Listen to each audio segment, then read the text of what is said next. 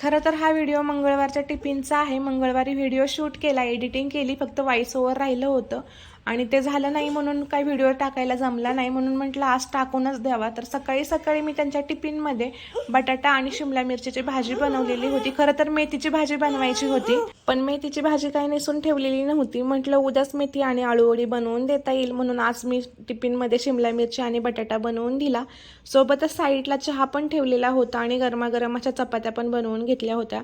सर्व टिफिन बनवून माझा 6:15 वाजेपर्यंत रेडी झालेला होता. त्यानंतर मी किचनचा ओटा आणि भांडी वगैरे साफ करून आंघोळ करून घेते आणि नंतर पुन्हा झोपी जात असते. पण पिल्लू आज सकाळी 6 वाजता उठून बसलेला होता. पिल्लूच्या पप्पांनी चुकून खिडकी उघडी ठेवली आणि खिडकीतून गाड्यांचा आवाज यायला लागला आणि त्या गाड्यांच्या आवाजांमुळे तो उठून बसला. आता तर तो काही झोपणार वगैरे तर नव्हता. म्हटलं आता उठलाय तर त्याला फ्रेश वगैरे करून घ्यावं, चहा नाश्ता काय असेल ते त्याचं करून द्यावं.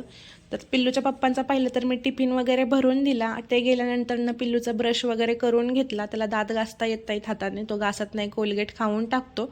मग मी माझ्याच हाताने त्याचा ब्रश वगैरे करत असते. ब्रश केल्यानंतर त्याला दूध आणि चहा दिलं. नंतर किचनचा ओटा आणि भांडी वगैरे साफ करून घेतली. लगेचच झाडू आणि पोछा मारून घेतला. ही सर्व कामे आवरेपर्यंत सकाळचे 8 वाजलेले होते. म्हटलं आता पिल्लूची आंघोळ पण घालून घ्यावी, कारण सोलरचं पाणी 9 वाजता बंद होतं.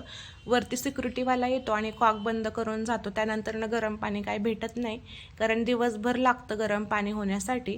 त्याच्यामुळं 9 वाजेपर्यंतच फक्त गरम पाणी असतं.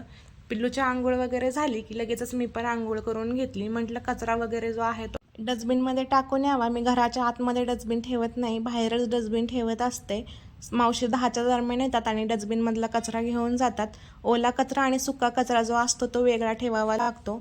आणि दूधवाला पण दूध पिशवी देऊन गेलेला होता, तर दूध पिशवी घरात घेतली. पिल्लूसाठी शिरा बनवला, लगेचच दिवाबत्ती केली आणि नंतर पिल्लूला खाऊ घातलं की लगेचच तो गुंगीमध्ये आला आणि झोपी पण गेला. म्हटलं आता सरशी मेथीची भाजी पण निसून घ्यावी, कारण उद्या टिफिनमध्ये मेथीचीच भाजी द्यायची होती. मेथी नेसल्यावरती मी नाश्ता करून घेतला. रात्रीचा राईस आणि हरभऱ्याची भाजी शिल्लक होती, तीच गरम करून खाल्ली. म्हटलं आता पिल्लू झोपलाय तर आपण पण एखादी झोप करून